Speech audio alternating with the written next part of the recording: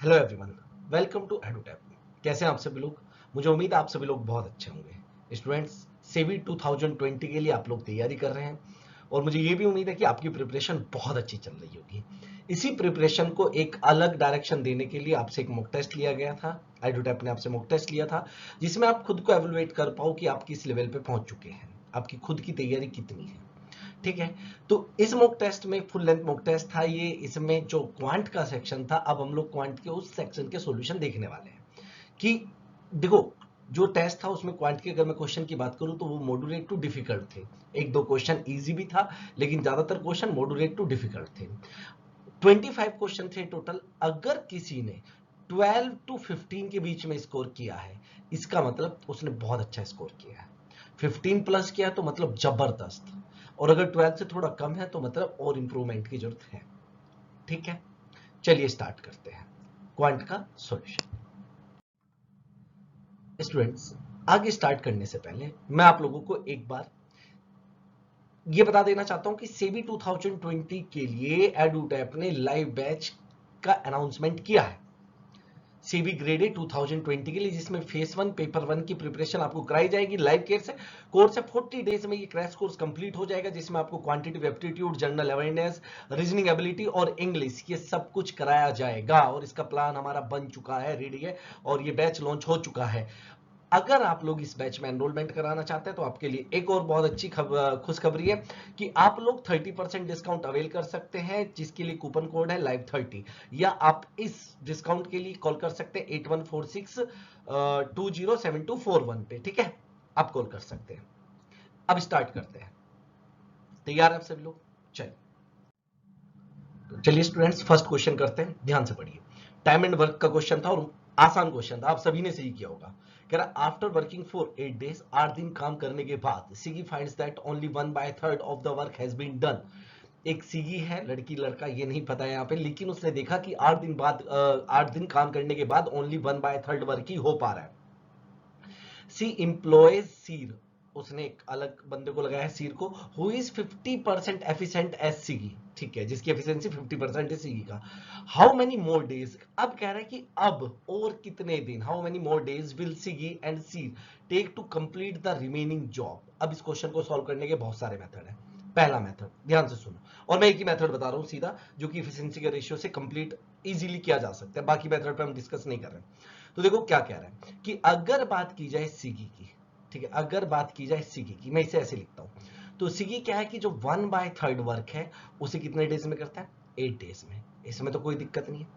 तो complete work करने के लिए सीगी को 8 इंटू 3, 1 वर्क मतलब कंप्लीट कितने डेज चाहिए होंगे? 24 days.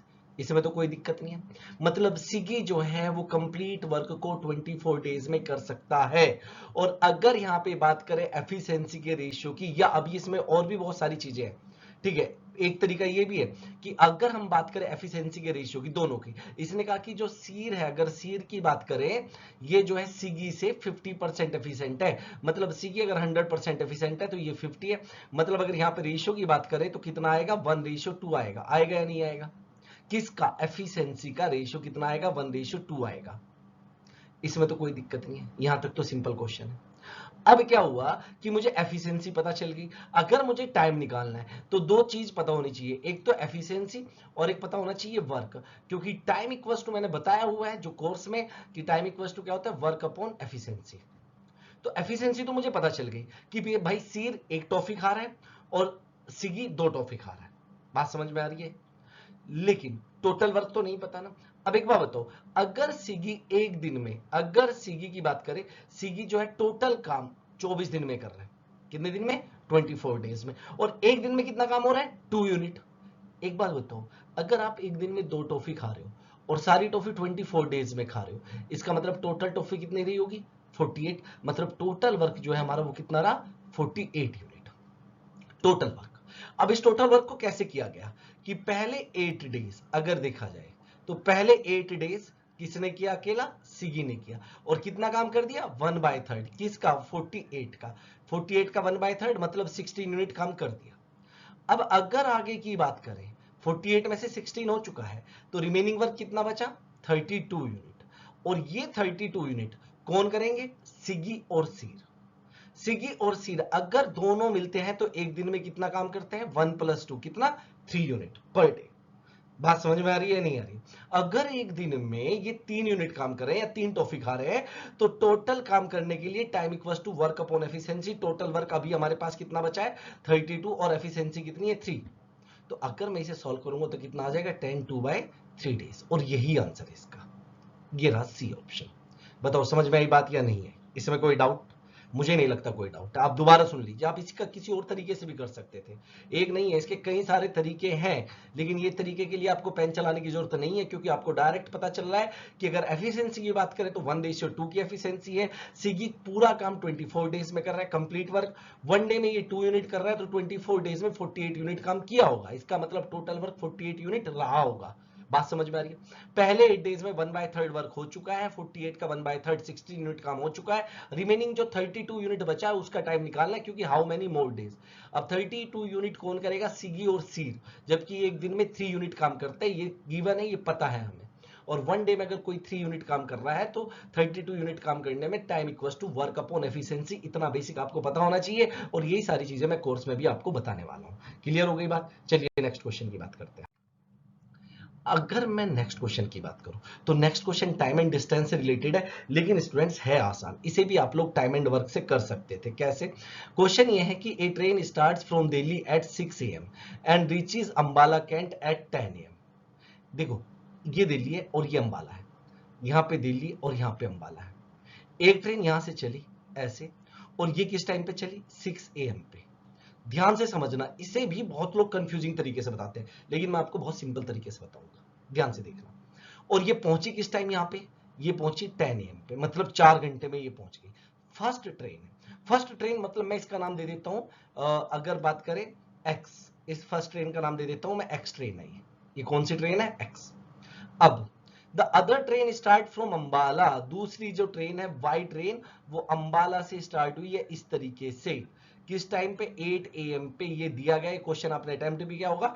And reaches Delhi at 11:30 AM, और दिल्ली पहुंच गई ये 11:30 AM तक। कितने में पहुंच गई, 11:30 AM पे पहुंच गई। इतनी बात समझ में आती है या नहीं आती है? If the distance between Delhi and Ambala Kent is 400 kilometer, then at what time did the two trains meet each other? अब आप लोगों में से बहुत सो ने इस 400 का यूज करना चाहोगा, लेकिन इस 400 की इस क्वेश्चन में कोई जरूरत नहीं है। ये क्वेश्चन पूरा एंड पूरा टाइम एंड वर्क की तरह है, बस यहाँ पे कॉन्सेप्ट समझना है आपने, जो मैं आपको समझाना चाहता हूं, तो ध्यान से समझना। जो एक ट्रेन है एक्स, इस ट्रेन को एक्स मतलब ये कह देता हूं मैं कि ये एक्स बंदा है, कोई एक्स आदमी है। ये किसी काम को 6 बजे शुरू करता है करना और 10 बजे खत्म कर देता है कि नहीं? तो कितने घंटे ले रहा है, 4 आवर्स। काम को करने में कितना टाइम ले रहा है, 4 आवर्स। और काम किस टाइम शुरू कर रहा है, 6 AM पे। बात समझ में आई? इसमें कोई डाउट नहीं। वाई की बात करते हैं। वाई इसी काम को, भाई डिस्टेंस तो उतना ही कवर हो रहा है नहीं, अंबाला से दिल्ली, दिल्ली से अंबाला, बात तो एक ही है, डिस्टेंस तो सेम है। तो इसी काम को करने के लिए जो वाई बंदा है, अगर वाई की बात करूं मैं, जो कि 8 बजे चला है और 11:30 बजे पहुंचा है, तो इसने कितना टाइम लिया, 3.5 घंटे, 3.5। कैसे लिख सकते हैं, 7/2 आवर्स लिख सकते हैं या नहीं लिख सकते? तो इसने 7/2 आवर्स लिए, कितना, 7/2 आवर्स। लेकिन ये किस टाइम काम करना शुरू कर रहा है, 8 AM पे। किस टाइम पे, 8 AM पे। इतनी बात समझ में आई या नहीं है? तो अब ये कहता है कि किस टाइम पे ये मिलेंगे, या हम ये कह सकते हैं किस टाइम पे काम खत्म हो जाएगा। बात तो एक ही है। अगर आपने थोड़ा भी बेसिक पढ़ा हुआ है तो आप बहुत इजीली इस क्वेश्चन को कर लेंगे, और मुझे नहीं लगता कि इसके लिए आपको कोई ज्यादा एफर्ट्स लगाने चाहिए, क्योंकि क्वेश्चन बहुत सेम है, सिंपल। अब सुनो, मैं कहता हूं कि भाई जो अब एक बंदा है जो किसी काम को 4 घंटे में करता है, दूसरा बंदा इसी काम को 7/2 आवर्स में करता है। पहला बंदा 6 AM पे शुरू होता है काम पे, दूसरा बंदा 8 AM पे शुरू होता है। तो बताओ कितने बजे, किस टाइम पे टोटल वर्क खत्म हो जाएगा, ये क्वेश्चन पूछा जा रहा है आपसे। आपको बात समझ में आई या नहीं है? क्या करेंगे, सबसे पहले टाइम एंड वर्क में आपने देखा होगा कि हम इन दोनों का एलसीएम ले लेंगे, और एलसीएम लेते टाइम 4 और 7 का ही एलसीएम लिया जाता है, न्यूमरेटर का ही एलसीएम लिया जाता है, जो कि कितना हो जाएगा, 28। मैं कहूंगा कि टोटल वर्क 28 यूनिट था, ये कह दो कि ये टोटल डिस्टेंस 28 किलोमीटर थी, इससे कोई दिक्कत नहीं है। एफिशिएंसी मतलब स्पीड होती है, टोटल वर्क मतलब डिस्टेंस एज्यूम कर सकते हैं हम लोग। अब अगर x 4 आवर्स में 28 यूनिट काम कर रहा है, इसका मतलब ये 7 यूनिट पर आवर काम कर रहा है, 7 यूनिट पर आवर का। अगर मैं इसकी बात करूं तो ये कितना है, 4 टाइम्स कट हो गया। आप देखो भाई, देखो यहां पे ये 7 यूनिट कैसे आया, 28 को मैंने डिवाइड किया 4 से, यहां पे 28 को 7/2 से डिवाइड करेंगे तो कितना आ जाएगा, 8 यूनिट पर आवर। ये बेसिक है भाई, ये तो बिल्कुल बेसिक है, इतना तो आपको पता ही होना चाहिए। अब अगर देखो क्वेश्चन की कहानी ऐसी है कि भाई ऐसा हुआ कि 6 AM पे, अगर 6 AM की बात करें, 6 AM से 8 AM तक, 6 AM पे कौन चला है, ट्रेन एक्स, ट्रेन एक्स चली है, और कब तक, 8 AM तक।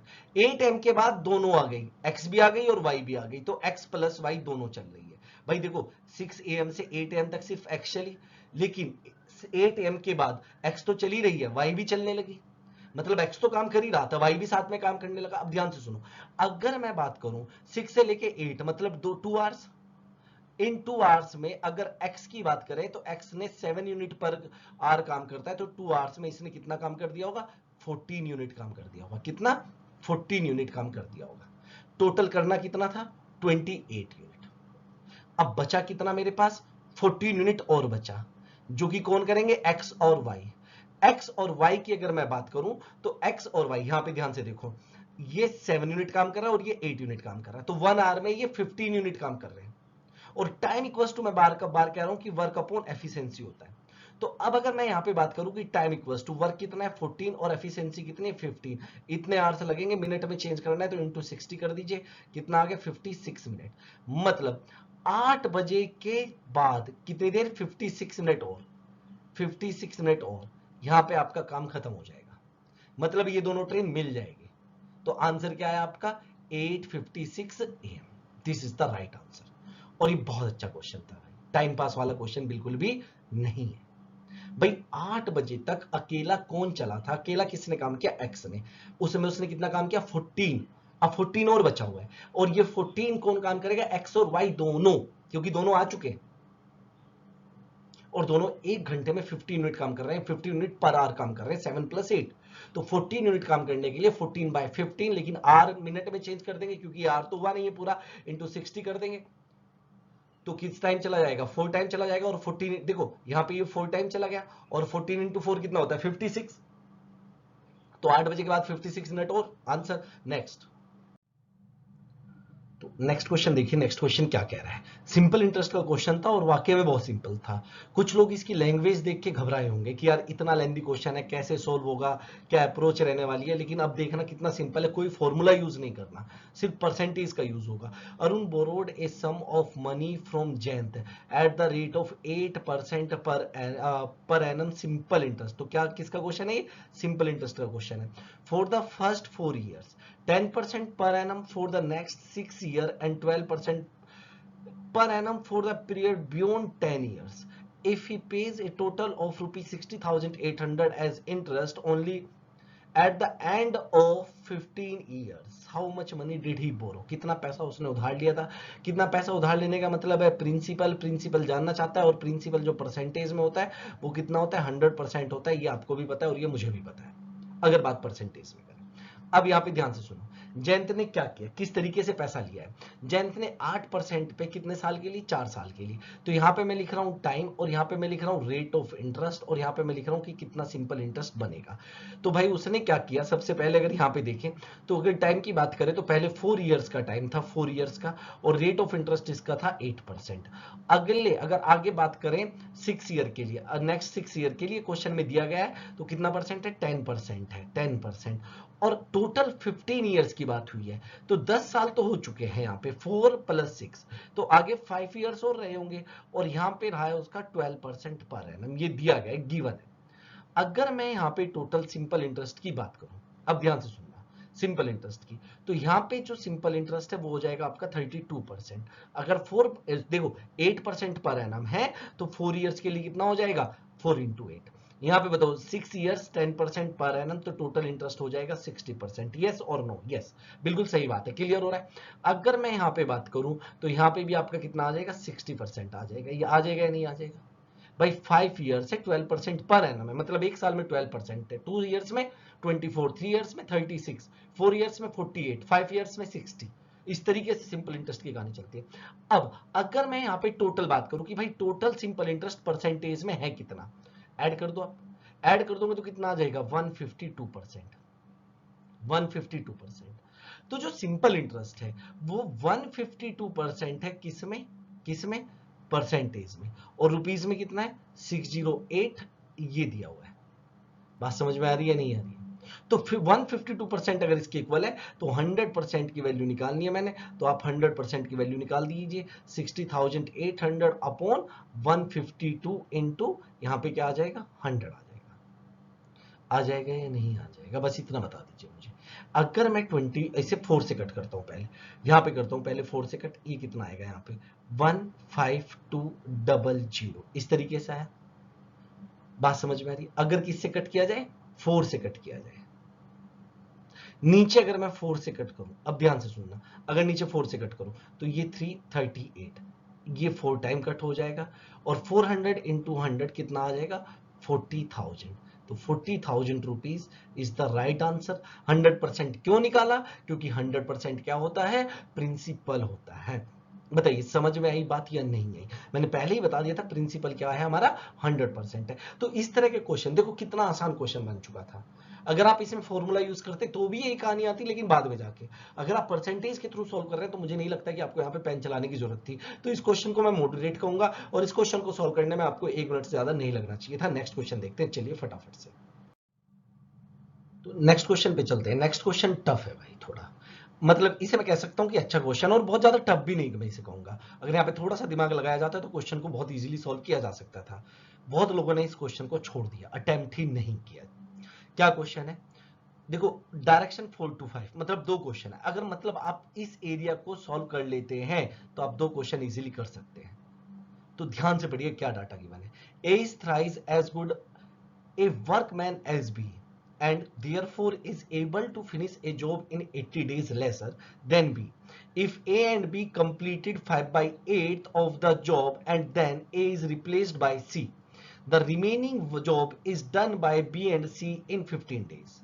If A and B completed 5/12 of the job and then B is replaced by D, the remaining job is done by A and D in 10 days. Question बहुत प्यारा है, एक बार और पढ़ो इसे, और आपने पढ़ा भी होगा। और देखो ये सारा डाटा गिवन है और पूछा क्या गया आपसे, यहां पे देखो, how long will it take for A B C D to complete the job working together, आपसे पूछा गया।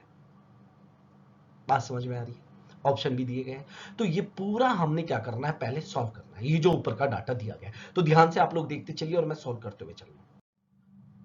तो इस डाटा को ध्यान से पढ़ते हैं और ध्यान से सॉल्व करते हैं। A is thrice as good as workman as B, ये कहा गया है। मतलब मैं इतना ही लिख लेता हूं, ए और बी की एफिशिएंसी का रेशियो कितना है 3:1, क्योंकि ए थ्राइस अच्छा है काम करने में, किससे बी से। और therefore A is able to finish a job in 80 days lesser than B, ये क्या दिया हुआ है, टाइम का डिफरेंस। और देखो यही छोटे छोटे पॉइंट मैं बताने वाला हूं कि जब टाइम का डिफरेंस दिया जाए तो रेशियो भी आपको टाइम का पता होना चाहिए, जो कि कितना दिया हो, कितना हो जाएगा 1:3, क्योंकि मुझे पता है कि जो टाइम है वो एफिशिएंसी का इनवर्सली प्रोपोर्शनल होता है। ये चीज आपको बेसिक है, पता होना चाहिए। और अगर मैं रेशियो में बात करूं कि टाइम का डिफरेंस कितना दिया हुआ है, तो आप कहेंगे सर 2 का डिफरेंस है 1 और 3 में, और डेज में कितना 80 डेज, मतलब 2 parts in terms of ratio equals to 80 in terms of days. तो 1 पार्ट की वैल्यू कितनी हो जाएगी 40 डेज। अब अगर 1 पार्ट की वैल्यू 40 डेज है तो आप एक बार बताओ ए को कितने पार्ट लग रहे हैं, 3 पार्ट। तो 3 ए को, सॉरी 1 पार्ट, यहाँ पे देखो, तो ए को लग रहा है 1 पार्ट की वैल्यू 40 निकाली है, तो ए टोटल जो है 40 डेज में काम कर देगा, ए का टाइम आ गया। अगर बी का टाइम निकाले तो बी जो है 3 पार्ट ले रहा है, ये देखो यहाँ पे टाइम में कितना पार्ट ले रहा है 3, और 1 पार्ट की वैल्यू 40 है, तो बी का टाइम आ जाएगा 120 डेज। अब यहां से मेरे पास टोटल वर्क भी आ सकता है, क्योंकि जो वर्क इक्वल्स टू होता है, वर्क इक्वल्स टू होता है एफिशिएंसी इनटू टाइम, ये भी पता है, क्योंकि मैंने बताया था टाइम इक्वल्स टू क्या होता है, वर्क अपॉन एफिशिएंसी। एफिशिएंसी इधर जाके क्या हो जाएगा, मल्टीप्लाई। तो टोटल वर्क इक्वल्स टू क्या हो गया मेरे पास, एफिशिएंसी इनटू टाइम। जिसकी एफिशिएंसी लेनी है उसी का टाइम लेना है। अगर मैं ए की एफिशिएंसी लूं कि ए 3 यूनिट काम करता है एक दिन में, और टोटल काम 40 दिन में करता है 40 डेज में, तो इसका मतलब जो टोटल वर्क है वो कितना रहा होगा, 120 डेज रहा होगा। इसमें कोई दिक्कत है, परेशानी नहीं। तो ये किसका टाइम निकल आया मेरे पास, ए के टाइम की हेल्प से, ए की एफिशिएंसी की हेल्प से टोटल वर्क निकल आया। ये टोटल वर्क है, 120 यूनिट है, डेज नहीं है, क्या है 120 यूनिट वर्क टोटल वर्क है। बात समझ में आ रही है नहीं आ रही है? इसी तरीके से अगर मैं बी की हेल्प लेता कि बी देखो टोटल काम 120 डेज में कर रहा है, बी टोटल काम 120 डेज में कर रहा है, अगर बी टोटल काम 120 डेज में कर रहा है तो आप देखो यहां पे कि एक दिन में बी कितना काम कर रहा है, 1 यूनिट कर रहा है। अगर 1 डे में 1 यूनिट कर रहा है, बताओ अगर 1 डे में 1 यूनिट कर रहा है तो 120 डेज में कितना काम करेगा, 120 यूनिट, तब भी टोटल वर्क 120 ही रहेगा या नहीं रहेगा, बताओ। अब यहां तक तो क्लियर है, अब इससे आगे पढ़ो। If A and B completed 5/8 of the job and then A is replaced by C. अब एक बात सुनो, अगर बात की जाए A और B की, तो A और B ने टोटल वर्क का 5/8 काम कर दिया, मतलब 75 यूनिट काम कर दिया। बात समझ में आई? ये कंडीशन है, पहली कंडीशन यहां से। तो जो बचा हुआ काम है, अब क्या हुआ कि A की जगह कौन आ गया, C आ गया, and the remaining job is done by B and C in 15 days. तो अब जो बी और सी ने बचा हुआ काम है वो 15 डेज में कर दिया। बचा हुआ काम कितना है, टोटल 75 हो चुका है, टोटल है कितना 120, तो बचा काम कितना 45 यूनिट। अगर 45 यूनिट बी और सी कितने दिन में कर रहे हैं, बताओ 15 दिन में कर रहे हैं, तो एक दिन में कितना काम करेंगे, 45/15, एक दिन में कितना काम करेंगे, 3 यूनिट। अब ये क्यों दिया गया है, इतनी सारी चीजें क्यों दे रहा है, क्योंकि देखो अब हमारे पास अगर मैं यहां से बात करूं कि ए की एफिशिएंसी आ चुकी है 3 यूनिट, बी की एफिशिएंसी आ चुकी है 1 यूनिट। अब यहां पे देखो अगर बी की एफिशिएंसी 1 यूनिट है और बी और सी की एफिशिएंसी 3 यूनिट है, बी और सी की एफिशिएंसी 3 यूनिट है, तो सी की एफिशिएंसी कितनी आएगी, 2 यूनिट आएगी या नहीं आएगी, बताओ भाई। अगर बी एक काम कर रहा है और बी प्लस सी 3 काम कर रहे हैं, तो सी कितना करेगा, 2, तो सी की एफिशिएंसी आ गई 2 यूनिट पर डे। ये सी की एफिशिएंसी आ गई, ए की आ गई, बी की आ गई, सी की आ गई। अभी किसकी एफिशिएंसी नहीं पता है, डी की, तो डी की एफिशिएंसी के लिए आगे दिया हुआ है डाटा, क्या A and B completed 5/12 of the job, then B is replaced by D, the remaining job done by A and D in 10 days. अब यहां पे दूसरी कंडीशन है, दूसरी कंडीशन क्या दी गई है, दूसरी कंडीशन ये दी गई है कि ए और बी 5/12 ऑफ टोटल वर्क मतलब 120, मतलब 50 यूनिट काम कर देते हैं। अब क्या हुआ कि किसे बी रिप्लेस हो गया डी से, मतलब ए प्लस डी काम कर रहे हैं, और ए प्लस डी जो रिमेनिंग वर्क 10 डेज में कर रहे हैं। अच्छा रिमेनिंग वर्क कितना बचा, 70 यूनिट, टोटल 120 था, 50 हो चुका है, 70 यूनिट। तो इसका मतलब ए प्लस डी एक दिन में कितना काम करेंगे, एक दिन में कितना काम करेंगे बताओ, 70/10 मतलब 7 यूनिट। भाई अगर 10 दिन में 70 यूनिट है तो एक दिन में कितना काम हो जाएगा, 7 यूनिट हो जाएगा या नहीं हो जाएगा। अब एक बात बताओ, ए इसमें से कितना काम कर रहा है, ए इसमें से कर रहा है 3 यूनिट, क्योंकि ऑलरेडी मैं निकाल चुका हूं, ये रहा, ए कर रहा है 3 यूनिट और ए प्लस डी कर रहे हैं 7 यूनिट, तो डी कितना कर रहा है 4 यूनिट, डी कितना कर रहा है 4 यूनिट। बताओ बात समझ में आई या नहीं आई, कोई डाउट इसमें। तो ये आ गई एफिशिएंसी, क्लियर। अब यहां पे सुनो, इतना तो क्लियर है ना। अब अभी देखो यहां पे हमने एक तो टोटल वर्क निकाला, टोटल वर्क कितना निकाला 120 यूनिट। फिर मैंने आपके सामने ए बी सी और डी की एफिशिएंसी निकाली, एफिशिएंसी मतलब वर्क डन पर डे, यही एफिशिएंसी होती है। तो ए की एफिशिएंसी कितनी निकाली मैंने, 3 यूनिट पर डे, बी की एफिशिएंसी 1 यूनिट, सी की एफिशिएंसी 2 यूनिट और डी की एफिशिएंसी 4 यूनिट। अब इसने मुझे क्या कहा, इसने कहा how long will it take for A B C D to complete the job working together. अगर ये तीनों साथ में काम करें, A plus B plus C plus D, तो एक बात बताओ एक दिन में कितना काम कर देंगे, इन्हें ऐड कर दो भाई, सबको ऐड कर दो, तो कितना हो जाएगा 10 यूनिट पर डे हो जाएगा या नहीं हो जाएगा, बताओ सबको ऐड कर दो, तो ये सभी चारों के चारों 10 यूनिट काम करेंगे एक दिन में। टोटल वर्क कितना है, अगर टाइम निकालना है तो टाइम क्या होता है, टोटल वर्क या work upon efficiency. Total work है हमारा 120 और एफिशिएंसी जिनका टाइम पूछा गया, चारों का टाइम पूछा गया, तो यहां से कितना आंसर आ जाएगा, 12 days is the right answer. ये इस तरीके से आंसर आते हैं, और ये वो क्वेश्चन है जब आपका पेपर बहुत ज्यादा टफ बनाया जाएगा तब इस तरह के क्वेश्चन डाले जाएंगे, और इसके लिए आपको बेसिक आना चाहिए, नहीं तो आप इस क्वेश्चन को सॉल्व नहीं कर सकते। क्लियर हो गई बात आपको, कोई डाउट यहां पे नहीं। नेक्स्ट क्वेश्चन पे चलते हैं, चलिए नेक्स्ट क्वेश्चन देखते हैं स्टूडेंट्स, क्वेश्चन नंबर 5। जो डाटा अभी पढ़ा है वही सारा यूज होना है, यहाँ पे इतना ध्यान रखना। मैं फिर से लिख देता हूँ कि ए की एफिशिएंसी कितनी आई थी 3, बी की एफिशिएंसी आई थी 1, सी की एफिशिएंसी आई थी 2 और डी की एफिशिएंसी आई थी 4 और जो टोटल वर्क आया था वो कितना आया था हमारा 120 यूनिट। क्लियर? तो देखो कि फटाफट से दो क्वेश्चन सॉल्व हो रहे हैं आपके, अगर आप पहले थोड़ा सा टाइम दे रहे हो तो। अब क्या कह रहा है, the job is completed in the following manner, A and be on the day first, B and C work on day second, C and D on day third, D and A on day four, and so on. How long will it take for the job to be completed in this manner? Alternate days का मतलब है ये क्या है? Alternate days. Alternate days में मतलब कैसे चलती है कहानी कि पहले दिन कौन आया, A और B। अगर पहले दिन A और B आया है, पहले दिन फर्स्ट डे, यहाँ पे मैं लिख भी देता हूँ, ये कहानी है फर्स्ट डे की मेरी। तो ए और बी, ए कर रहा है 3 यूनिट काम, बी कर रहा है 1 यूनिट काम, तो इसका मतलब पहले दिन कितना काम हुआ होगा, 4 यूनिट, अगर फर्स्ट डे की मैं बात करूं। अब मैं आता हूं सेकंड डे पे। सेकंड डे कौन कौन आया, सेकंड डे आया बी और सी।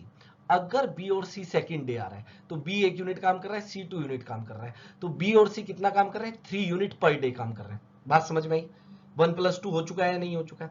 अब अगर बात करें थर्ड डे की, ये थर्ड डे की बात करते हैं, तो थर्ड डे कौन आया, सी और डी।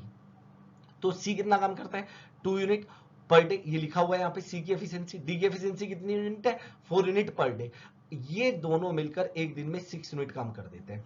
अगर मैं फोर्थ डे की बात करूं, कौन से दिन की, फोर्थ डे की, तो फोर्थ डे कौन आया है मेरे पास, D and A. D and A, D काम कर रहा है कितना, 4 यूनिट और ए काम कर रहा है 3 यूनिट, मतलब चौथे दिन एक दिन में कितना काम हो जाएगा, 7 यूनिट हो जाएगा। अगर मैं टोटल देखूं कि अब टोटल 4 डेज हो चुके हैं, अब टोटल कितने हो चुके हैं, 4 डेज, और इन 4 डेज में टोटल कितना काम हो चुका है, मैं इन्हें ऐड कर देता हूं, तो 20 यूनिट काम हो चुका है। कितना काम हो चुका है, 20 यूनिट, ऐड कर दो। अब एक बात बताओ, अगर 4 डेज में 20 यूनिट काम हो रहा है और काम कितना करना है, 120 यूनिट काम करना है, तो अगर मुझे इस 20 को 120 बनाना है, हालांकि ऑल्टरनेट डेज का एक कॉन्सेप्ट है कि आप टोटल वर्क को 20 से डिवाइड करो, पूरा पूरा 6 टाइम कट रहा है यहाँ पे, तो इसलिए सिंपल हो गया, तो आप दोनों तरफ 6 से मल्टीप्लाई कर दो, दोनों तरफ। तो इसका मतलब क्या होगा कि अगर 4 डेज में 20 यूनिट काम हो रहा है तो 24 डेज में 120 यूनिट काम हो जाएगा। कितने डेज में, 24 डेज में। तो आंसर क्या होगा आपका, 24, बी ऑप्शन। बताइए समझ में आई बात या नहीं आई, कोई डाउट है इसमें? भाई बहुत इजी क्वेश्चन है, तो मुझे उम्मीद है कि आप लोगों को क्लियर हो रहा होगा, और इसी तरीके से होने दे क्वेश्चन। नेक्स्ट चलिए आगे क्वेश्चन देखते हैं स्टूडेंट्स। 6 to 8, दो क्वेश्चन यहाँ पे, 6 to 8 मतलब 3 क्वेश्चन है, 6, 7, 8। और ये क्या कह रहा है, in the given questions 2 quantities are given. आजकल नया पैटर्न चला हुआ है, क्वांटिटी 1 क्वांटिटी 2। आपके आरबीआई के एग्जाम में भी आ रहे हैं, आपके एसबीआई के एग्जाम में भी आ रहे हैं, तो सेबी में भी आ सकते हैं, तो ये भी इस तरह के क्वेश्चन इंपॉर्टेंट होते हैं। तो अब क्या कह रहे हैं, quantity 1 and another as quantity 2, you have to determine the relationship between 2 quantities and choose the appropriate option. Question देखते हैं क्या था। तो क्वेश्चन आप लोगों के सामने क्या कह रहा है, 3 vessels P, Q, R of same capacity हर एक की, are all full. Vessel P and Q contains mixture of milk and water in the ratio 4:1 and 7:3, while vessel R contains only pure milk. The contents of all the vessels are poured into a large vessel S. After drawing 48 liters of the mixture from vessels S, the final quantity of water in the vessel S is 80 liter. आगे पूछा capacity of each vessel in litres, और quantity 2 दिया हुआ है 175 litre, और question आसान था। देखो अगर मैं बात करूं पी की, तो पी में और हर किसी में क्या दिया हुआ है, पहले मिल्क है और फिर वाटर है, तो मिल्क एंड वाटर का रेशियो कितना दिया हुआ है, 4:1। ऐसे ही आपको क्यू में दिया था, क्यू में मिल्क एंड वाटर का रेशियो कितना दिया हुआ, पी क्यू आर, तो कितना दिया हुआ है, 7:3। और अगर मैं आर की बात करूं तो आर में प्योर क्या है, मिल्क, जितना भी ये प्योर मिल्क है। तो हम क्या करते हैं, हम देखते हैं कि भाई यहाँ पे रेशियो में टोटल कितना है, 5, यहाँ पे रेशियो में कितना है, 10, और यहाँ पे तो कुछ भी नहीं है, तो मैं मान लेता हूं कि टोटल जो है 10 है, हर एक की कैपेसिटी क्या है, 10 है। तो अगर मैंने इसे भी 10 बनाना तो 2 से मल्टीप्लाई करूंगा, ये तो 10 है ही है, और यहां पे मैं एज्यूम कर लूंगा इन टर्म्स ऑफ रेशियो चला हुआ है सब कुछ, इन टर्म्स ऑफ रेशियो, ये याद रखना। यहां पे मैं एज्यूम कर लूंगा कि मिल्क 10 है, 10 पार्ट। अगर मैं 2 से मल्टीप्लाई करूं तो यहाँ पे मेरे पास मिल्क कितना आ जाएगा 8, वाटर कितना आ जाएगा 2। यहाँ पे अगर देखें ये तो पी की बात हुई, क्यू की अगर बात करें ध्यान से समझना, मिल्क 7 ही रहेगा और वाटर 3। अगर आर की बात करें तो मिल्क कितना आ जाएगा 10। अगर मैं इन्हें तीनों को एस में डाल देता हूं, यहां पे एस है मेरे पास, ये रहा एस, इस एस में डाल दिया मैंने, तो एस में मिल्क एंड वाटर का रेशियो क्या बनेगा, एस में मिल्क एंड वाटर का रेशियो, तो मिल्क यहां पे कितना चला जाएगा 8, तो यहां से आया 7, यहां से आया कितना हुआ 15, और 10 यहां से है कितना हुआ 25, तो टोटल मिल्क कितना हो गया 25। अगर मैं वाटर की बात करूं तो वाटर यहां पे कितना है 3 और 2, और यहां पे कितना है 3, तो वाटर टोटल कितना आ गया 5 आ गया। वाटर कितना आ गया 5। बताओ कोई डाउट इसमें, कोई दिक्कत? मुझे नहीं लगता कि कोई भी दिक्कत होगी यहां पे। क्लियर हो गई बात या नहीं होगी? अब यहां पे क्या कह रहा है, अब यहां पे कह रहा है कि अगर मैं टोटल 48 निकाल दूं, टोटल में से कितना निकाल दूं 48, तो मेरे पास जो बचेगा क्या बचेगा वाटर, वो कितना रहता है 80। अच्छा एक बात बताओ, अगर मैं यहां से वाटर देखो कितना है 5, कितने में से 30 में से, बात समझ में आ रही है? कितना है 5, कितने में से 30 में से, मतलब 1/6 क्या है वाटर है। और जब 48 निकलेगा तो वाटर कितना निकल जाएगा 8 लीटर निकल जाएगा, वाटर कितना निकल जाएगा 8 लीटर। इतनी बात समझ में आ रही है नहीं आ रही है? वाटर कितना निकल गया 8 लीटर वाटर निकल चुका है, और वाटर अब कितना बचा है 80 लीटर, वाटर अब कितना बचा 80 लीटर, मतलब 8 लीटर वाटर निकलने के बाद 80 लीटर वाटर बचा है। इसका मतलब पहले कितना रहा होगा 88 लीटर वाटर रहा होगा, कितना रहा होगा 88 लीटर। मतलब अगर मैं इस 5 की बात करूं, इस 5 की बात करूं, तो इस 5 की वैल्यू 88 है, इस 5 पार्ट की वैल्यू कितनी है 88। इस चीज को समझो, इस चीज को ऐसे समझो भाई कि देखो ध्यान से, वाटर की बात हुई है पहले, मतलब सबसे बाद में यहां पे दिया हुआ है 80 लीटर वाटर बचा, वाटर का और मिल्क का रेशियो 25:5 या 5:1, उससे कोई दिक्कत नहीं, आप 5 से कट कर दोगे तो भी कोई दिक्कत नहीं है। मतलब मिल्क वाटर कितना है, अगर वाटर की बात करें, वाटर है 1/6, आप देख रहे हो 48 लीटर टोटल निकला है, जिसमें मिल्क भी होगा वाटर भी होगा, तो वाटर कितना हुआ 8 लीटर हुआ या नहीं हुआ बताओ। और इस 8 लीटर को निकालने के बाद वाटर कितना बचा 80 लीटर। अगर ये एक बाल्टी है, इसमें से मैंने 8 लीटर वाटर निकाल लिया, अभी भी इसमें 80 लीटर बचा है, तो इसका मतलब निकालने से पहले टोटल वाटर कितना रहा होगा 88 लीटर रहा होगा या नहीं रहा होगा, जो कि रेशियो में कितना रहा होगा 5। तो 5 पार्ट की value in terms of ratio 5 किसके इक्वल है 88 के इक्वल है। क्वांटिटी 1 की अगर मैं बात करूं तो क्वांटिटी 1 में क्या कह रहा है कैपेसिटी ऑफ ईच वेसल। अब एक बात बताओ, अगर 5 पार्ट की वैल्यू 88 है तो ईच वेसल की हम क्वांटिटी कितनी लेके चले थे 10 इन टर्म्स ऑफ रेशियो, तो 5 की वैल्यू 88 है तो 10 की वैल्यू के लिए दोनों तरफ क्या करो 2 से मल्टीप्लाई कर दो, तो जो 10 होगा वो 88 इंटू 2 कितना आ जाएगा 176 लीटर आ जाएगा। और क्वांटिटी 2 आपको दिया है 175 और क्वांटिटी 1 आपका है 176, तो कौन बड़ा है 175 या 176? 176, तो फर्स्ट ऑप्शन बिल्कुल सही आंसर है। बताओ क्लियर हुआ या नहीं हुआ? तो फर्स्ट ऑप्शन था यहाँ पे, उम्मीद है समझ में आया होगा, सिंपल था। नेक्स्ट क्वेश्चन देखते हैं क्या कह रहा है। ABC and CDE are two identical semicircles and B and D are the midpoint of arc ABC and CDE respectively. A is straight line of length 80 centimeter. Area of the shaded region, बस यही निकालना है क्योंकि quantity 2 तो already number में दी गई है। अब area of the shaded region कैसे निकालेंगे? अब एक बात सुनो, ये बी है और मैं एक परपेंडिकुलर डाल देता हूं बी से किस पे ए ई पे पूरी लाइन पे, और एक डी से डाल देता हूं इस तरीके से, ध्यान से देखना परपेंडिकुलर, ठीक है? क्लियर समझ में आ रहा है? अब ये जो मेरा पॉइंट है ये मैं कहता हूं एफ है और ये पॉइंट मेरा जी है, इस तरीके से कह देता हूं मैं। तो ये क्वेश्चन बहुत सिंपल है, ज्यादा मतलब ज्यादा टफ क्वेश्चन इसे नहीं कहूंगा। अब एक बात सुनो, अगर कुछ इस तरह की शेप है तो ये आपका क्या है सर्कल का 1/4 हिस्सा है, ये क्या है आपका सर्कल का 1/4 हिस्सा, 1/4 ऑफ सर्कल। और अगर सर्कल के एरिया की बात करें तो πr², मतलब इस पूरे का। अब देखो दूसरी बात, अगर ए जो है ए वो कितनी है टोटल 80 सेंटीमीटर की बात हो रही है यहाँ पे, तो यहाँ पे जो ए एफ है वो इक्वस टू होगा एफ सी के, इक्वस टू होगा सी जी के, और इक्वस टू होगा जी के, क्योंकि ये सब बराबर है। मतलब 4 हिस्सों में ये लाइन बट चुकी है, मतलब हर एक जो लाइन है वो 20 सेंटीमीटर की होगी, मतलब ये भी 20 की है, ये भी 20 की है, और आगे भी 20 की है, इससे कोई दिक्कत नहीं है। इतनी बात समझ में आ रही है, नहीं आ रही है? इसमें कोई दिक्कत नहीं है।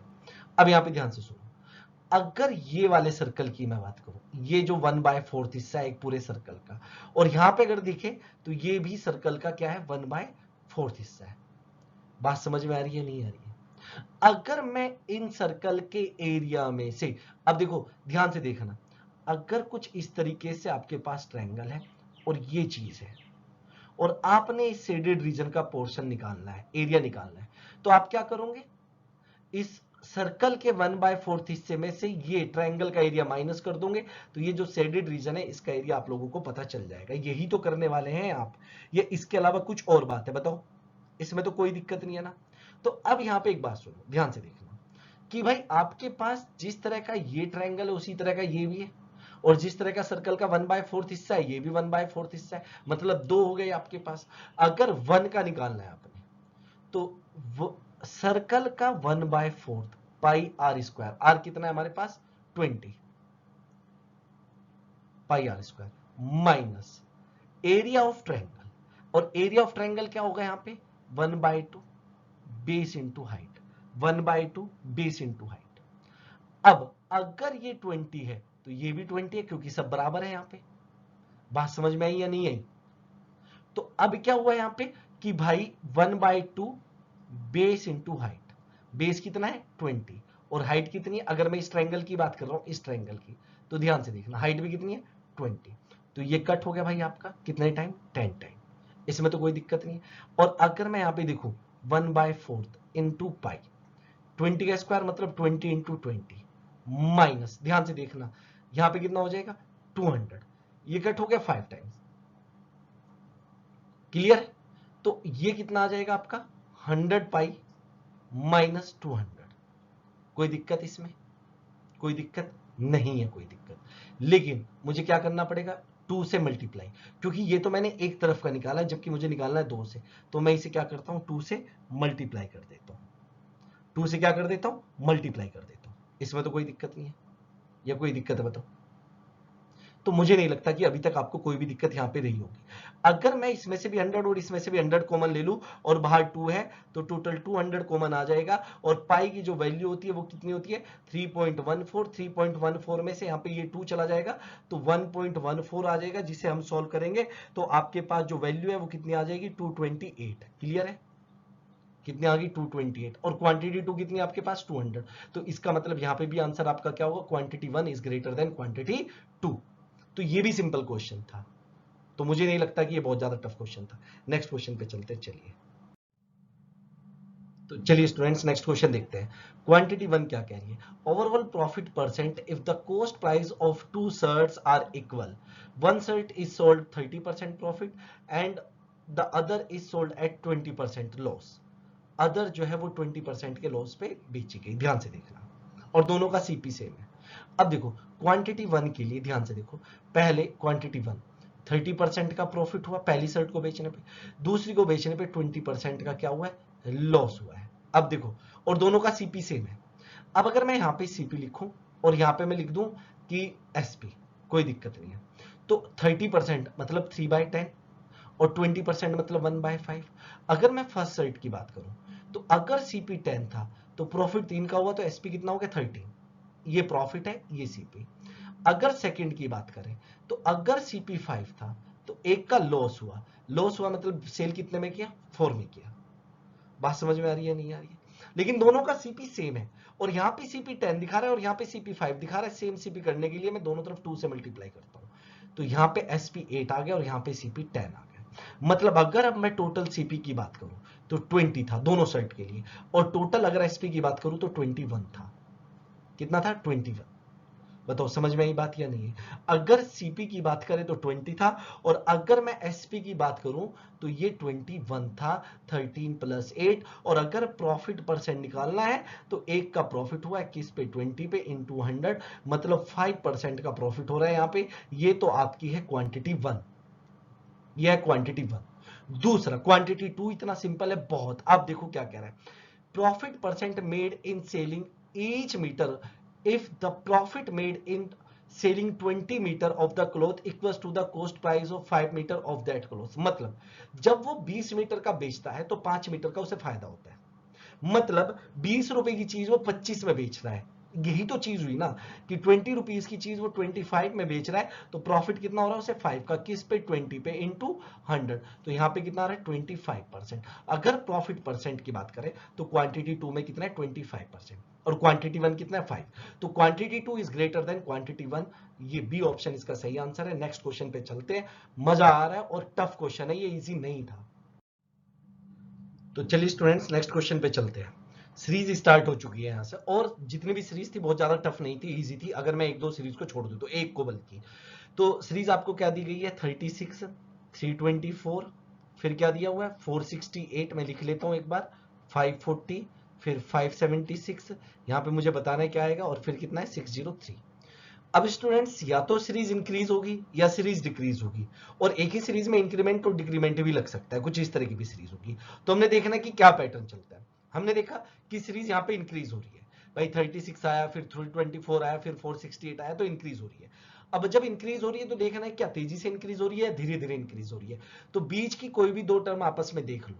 अब देखो ये 468 है, यहाँ पे 540 है, तो क्या 468 से 540 तक जाने के लिए डबल करना पड़ा? नहीं। ट्रिपल करना पड़ा? नहीं।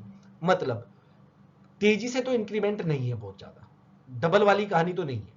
अगर डबल वाली कहानी नहीं है, ट्रिपल वाली कहानी नहीं है, मल्टीप्लीकेशन वाली कहानी नहीं है, तो इसका मतलब डिफरेंस वाली कहानी है। तो आप क्या करो, डिफरेंस लेना स्टार्ट कर दो। इन दोनों का डिफरेंस लो आप सबसे पहले। अगर मैं इन दोनों का डिफरेंस देखूं तो यहां पे कितना आ जाएगा मेरा 8, फिर यहां पे कितना आ जाएगा मेरा 8, और यहां पे आ जाएगा मेरा 288।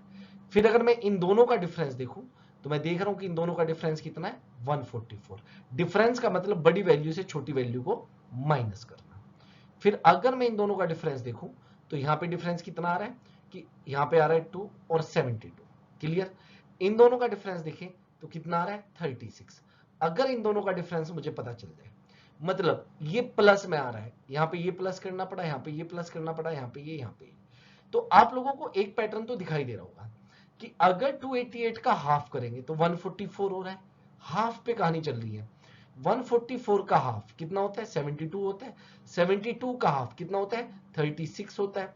और अगर 36 के हाफ की बात करें, सॉरी हाफ, अगर 36 का हाफ करें तो कितना होता है 18।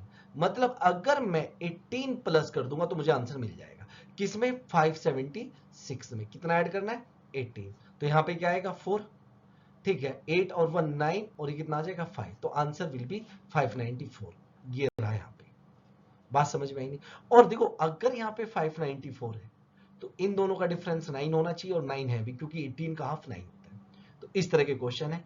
क्लियर हो गई बात आपको? नेक्स्ट क्वेश्चन पे चलते हैं। चलिए, तो ये नेक्स्ट क्वेश्चन काफी अच्छा क्वेश्चन है। आप बताइए क्या आंसर आपने इसका दिया था, क्या सोचा था आपने इस क्वेश्चन के बारे में। मैं लिख देता हूं 16, 9, 10, फिर 16, फिर 33, और फिर यहां पे क्वेश्चन मार्क। और ये भी बहुत इंपॉर्टेंट सीरीज है, आपके एग्जाम में आती है इस तरह की सीरीज, इसीलिए मैंने यहाँ पे इस तरह की सीरीज आप लोगों को दी। तो मुझे बताइए कि आपने क्या पैटर्न यूज किया जब आपकी सीरीज एकदम डिक्रीज हो और फिर इंक्रीज हो जाए। तो इसका मतलब कहीं ना कहीं हाफ वाली कहानी चली हुई है। किस तरीके से कि आपने क्या किया होगा कि पहले 16 को 0.5 से मल्टीप्लाई किया। बात समझ में आ रही? तो कितना आ गया 8, और इसमें +1 कर दिया तो कितना आ गया 9। फिर 9 को 1 से मल्टीप्लाई किया और इसमें 1 ऐड कर दिया तो आपका कितना आ गया 10। फिर आपने 10 को 1.5 से, 0.5 बढ़ता जा रहा है ना, यहाँ पे डबल सीरीज चल रही है, और +1 कर दिया। अगर 10 इंटू 1.5 +1 करेंगे तो कितना आ जाएगा 16 आ जाएगा। देखो मिल भी रहा है। फिर आपने 16 को भी ऐसे ही किया। 16 को क्या किया आपने इंटू 2 किया और +1 कर दिया तो आपको 33 मिल गया। अब अगर 33 से आगे जाना है तो इंटू 2.5 करना पड़ेगा और प्लस क्या करना पड़ेगा 1 करना पड़ेगा।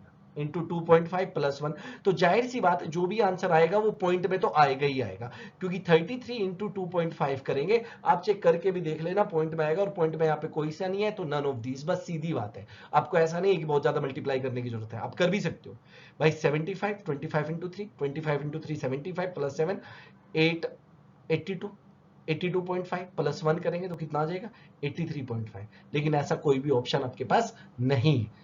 तो इसीलिए आपका क्या आंसर आया, नन ऑफ दिस। क्लियर हो गई बात। नेक्स्ट पे चलते चलिए।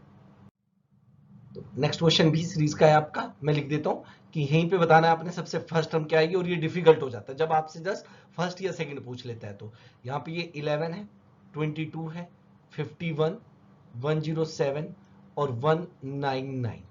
अब देखो, कई बार तो आपको लगेगा कि यार ये मल्टीप्लीकेशन का केस है। कैसे कि 11 से 22 गया तो डबल हो रहा है, फिर 22 से 51 गया तो डबल से भी ज्यादा है, 51 से 107 गया तो लगभग डबल, डबल से थोड़ा सा ज्यादा है, और यहाँ पे 107 से अगर 199 जा रहा है तो डबल भी नहीं हुआ है। तो मतलब ये डबल वाली कहानी तो नहीं है, क्योंकि डबल वाला कहीं हो रहा है, कहीं नहीं हो रहा है, कहीं ज्यादा हो रहा है, कहीं कम हो रहा है। तो इसका मतलब क्या कहानी होगी, डिफरेंस। हमारी डिफरेंस से बहुत ज्यादा चलती है चीजें। तो मैं डिफरेंस लेना शुरू करता हूं। यहाँ पे कितने का डिफरेंस आया मेरा, 11 का। अगर मैं यहाँ पे डिफरेंस की बात करूं तो यहाँ पे कितना आया मेरा 9, और यहाँ पे कितना आ जाएगा 4 में से 29। ठीक है जी। अगर मैं यहाँ पे डिफरेंस की बात करूं तो 6 और 5 56, और अगर मैं आगे डिफरेंस की बात करूं तो कितना आ जाएगा 92। क्लियर हो रही है बात। अभी भी कुछ नहीं पता चला, क्या डिफरेंस में कोई सीरीज बनती नजर आ रही है, कुछ नहीं आ रही। नहीं आ रही है तो डबल डिफरेंस ले लो, अगर नहीं आ रही है तो आप डबल डिफरेंस ले लो। तो यहां पे कितने का आपको डिफरेंस दिख रहा है, 18 का। बात समझ में आ रही है। अगर मैं यहां पे डिफरेंस की बात करूं तो यहां पे कितने का डिफरेंस दिख रहा होगा आपको, 56 में से अगर 29 चला जाए तो आपका जो डिफरेंस है वो कितने का है, 27 का डिफरेंस है। अगर मैं यहां पे डिफरेंस की बात करूं तो कितना आ जाएगा, यहां पे 6 आ जाएगा, और 4 में से यहां पे 3 आ जाएगा। तो अब कुछ ना कुछ कहानी बन रही है, क्या, 18 मतलब 9 इंटू 2 हो गया एक तरीके से। ये कितना हुआ, 9 इंटू 3 हो गया। ये कितना हुआ, 9 इंटू 4 हो गया। एक 9 ही तो कॉमन है। तो इन दोनों का जो डिफरेंस है यहाँ पे, ये वाला जो डिफरेंस है, यहाँ पे ये वाला जो डिफरेंस है, ये क्या रहा होगा, 9 इंटू 1, मतलब किसका डिफरेंस रहा होगा, 9 का डिफरेंस रहा होगा। और यहाँ पे 9 का डिफरेंस कैसे आ सकता है, बात सुनना ध्यान से, जब यहाँ पे क्या रहा हो, 2। भाई 2 और 11 में 9 का डिफरेंस तभी तो आएगा कि नहीं आएगा। तो मतलब यहाँ पे 11 और 2 का डिफरेंस, तो यहाँ पे कितना रहा होगा, 9। तो 9 इज द राइट आंसर। बताओ समझ में आई बात या नहीं आई। अच्छी था, काफी अच्छा सीरीज थी। क्लियर हुआ। नेक्स्ट देखते चलिए फटाफट से। तो चलिए स्टूडेंट्स, नेक्स्ट क्वेश्चन फिर से सीरीज का है। क्या कह रहा है, 7 8 18 57 यहां पे पूछा है। और देखो सीधा पता चल रहा है मल्टीप्लीकेशन का केस है। इससे सिंपल क्या आ सकता है कि जो सीरीज 7 से स्टार्ट हो रही है और थाउजेंड्स पे जाके खत्म हो रही है, तो मल्टीप्लीकेशन का केस है, इतना दिमाग में रखो। मतलब अगर आपने 7 से 8 पे जाना है तो क्या करना पड़ रहा है मेरे को, इंटू 1 करना पड़ रहा है और प्लस 1 करना पड़ रहा है। अगर मुझे 88 से 18 पे जाना है तो इंटू 2 करना पड़ रहा है और प्लस 2। भाई 8 इंटू 2 कितना हुआ, 16, प्लस 2 करेंगे तो 18। 18 से अगर 57 पे जाना है तो इंटू 3 करना पड़ रहा है और प्लस 3, क्योंकि आप देख लो 18 इंटू 3 कितना हुआ, 54, और इसमें 3 ऐड कर देंगे तो कितना हुआ, 57। बात समझ में आई। तो 57 से यहां तक जाने के लिए इंटू 4 प्लस 4 करना पड़ा होगा। तो 57 इंटू 4 की बात करते हैं तो 7 इंटू 4 28, और 50 इंटू 4 20, तो 228, और प्लस कर देंगे 4, तो answer will be 232 is the right answer. ऐसा कुछ है, फर्स्ट ऑप्शन ही दिया गया है। तो अब क्लियर हुई चीजें, हो रही है धीरे धीरे। नेक्स्ट, तो नेक्स्ट क्वेश्चन आ जाता है आपका क्वाड्रेटिक इक्वेशन का। ठीक है, तो बताइए क्या आंसर होगा, कैसे किया। तो फर्स्ट क्वाड्रेटिक इक्वेशन लिख रहा हूं मैं आप लोगों के सामने, Y square plus 2y minus 3 equals to 0। तो हम लोग क्या करते हैं, वाई स्क्वायर का कोफिशिएंट 1 है, इससे कोई दिक्कत नहीं। तो 3 के दो ऐसे फैक्टर जिनका डिफरेंस, क्योंकि ये माइनस का साइन है, 2 आ जाए, तो 3 के दो फैक्टर, ध्यान से देखो 3 के दो फैक्टर होता है 3 और 1, यही तो होता है या नहीं होता है। इनका डिफरेंस कितना होगा, 2, लेकिन मुझे प्लस का 2 चाहिए। तो प्लस का तो 3 रहा होगा और माइनस का 1 रहा होगा। अब देख लो, अगर मैं प्लस का 3 और माइनस का 1 लूंगा तो प्लस 2 आएगा या नहीं आएगा। बात समझ में आ रही है। ऐसे ही तो करते हैं क्वाड्रेटिक इक्वेशन। अब वाई स्क्वायर का कोफिशिएंट 1 है तो 1 से डिवाइड करके कोई फायदा नहीं है। आपने ये पढ़ा होगा कि भाई अगर आपके पास एक क्वाड्रेटिक इक्वेशन है, ax square plus bx plus c equals to 0, तो c की मल्टीप्लाई a से करते हैं, लेकिन अगर a 1 है तो फिर कोई दिक्कत नहीं है, फिर मल्टीप्लाई मत करो। और फिर जो भी रिजल्ट आते हैं उसके फैक्टर देखते हैं, और ये साइन डिसाइड करता है कि प्लस करना है या माइनस, और उसके फैक्टर का सम या डिफरेंस क्या आना चाहिए, बी आना चाहिए। तो यही तो चीज की मैंने 3 की मल्टीप्लाई 1 से की तो कोई फर्क नहीं पड़ा। 3 के दो फैक्टर ऐसे जिनका डिफरेंस 2 आना चाहिए। डिफरेंस क्यों? क्योंकि यहाँ पे माइनस है, लेकिन प्लस का 2 चाहिए, ये भी तो साइन देखना है। तो प्लस का 3 रहा होगा और माइनस का 1 रहा होगा, और वाई स्क्वायर का कोफिशिएंट 1 है तो डिवाइड करना है 1 से, लेकिन कोई फायदा नहीं है। 2 होता तो करते, 3 होता तो करते, क्या होता? वाई स्क्वायर का कोफिशिएंट, और साइन चेंज कर देंगे तो y की वैल्यू क्या आ जाएगी? -3 और +1, ये दो रूट आ गए y के। अब मैं x के रूट निकाल देता हूं। 2x² -7x +6 equals to 0। अब ये 6 की मल्टीप्लाई 2 से होनी है तो कितना हुआ? 12। 12 के दो फैक्टर ऐसे जिनका सम कितना आना चाहिए? 7। तो 4 और 3, 4 इंटू 3, 6 इंटू 2 नहीं लेंगे, 4 इंटू 3, लेकिन माइनस का 7 चाहिए तो माइनस का 4 रहा होगा और माइनस का 3 रहा होगा, और एक्स स्क्वायर का कोफिशिएंट है 2, तो 2 से आप लोग कर दीजिए डिवाइड, कर दिया, और साइन क्या कर दीजिए? चेंज। तो जो x की वैल्यू यहां से आई आपकी वो कितनी आ गई? 2 और 1.5। अब आपने कंपैरिजन करना है। कंपैरिजन कैसे होता है चीजों का, ये ध्यान में रखना। तो कंपैरिजन ऐसे होगा कि यहां पे x है और यहां पे y है। x की वैल्यू मैंने ली कितनी? 2 और 1.5। y की कोई एक वैल्यू ले लो, क्या ले ली? -3 और -3। फिर आप x की दोनों वैल्यू फिर लिख लो, 2 और 1.5। फिर y की जो दूसरी वैल्यू है +1 लिख लो। अब आप इजीली कंपैरिजन कर पाओगे। पहला केस क्या दिखा रहा है? x ग्रेटर देन y, दूसरा भी, तीसरा भी और चौथा भी। तो हर कंडीशन में x ग्रेटर देन y आ रहा है, मतलब सेकंड ऑप्शन मेरा सही आंसर है। उम्मीद है क्लियर हुआ होगा। नेक्स्ट पे चलते, चलिए नेक्स्ट क्वेश्चन देखते हैं क्या कह रहा है। x के लिए लिखता हूं मैं इक्वेशन, क्या है? x² plus 2x minus 8 equals to 0। तो 8 के दो फैक्टर ऐसे जिनका डिफरेंस 2 आ जाए, क्योंकि यहाँ पे माइनस का साइन है तो 4 और 2 रहा होगा, लेकिन प्लस का 2 चाहिए तो प्लस का 4 रहा होगा और माइनस का 2 रहा होगा। x² का कोफिशिएंट 1 है तो डिवाइड बाय 1 से कोई फायदा नहीं है, बस सिंपल आप साइन चेंज कर दीजिए, जो प्लस है वो माइनस, जो माइनस है वो प्लस। तो x के दो रूट यहाँ पे आपको मिल गए हैं, एक तो माइनस का 4 और एक प्लस का 2, है कि नहीं? बताओ क्लियर हुआ या नहीं हुआ? इसी तरीके से जब मैं y के लिए इक्वेशन लिखूंगा, y के लिए भी यहाँ पे मैं फटाफट से लिख लेता हूं, y² minus 2 equals to, sorry -2 equals to 7।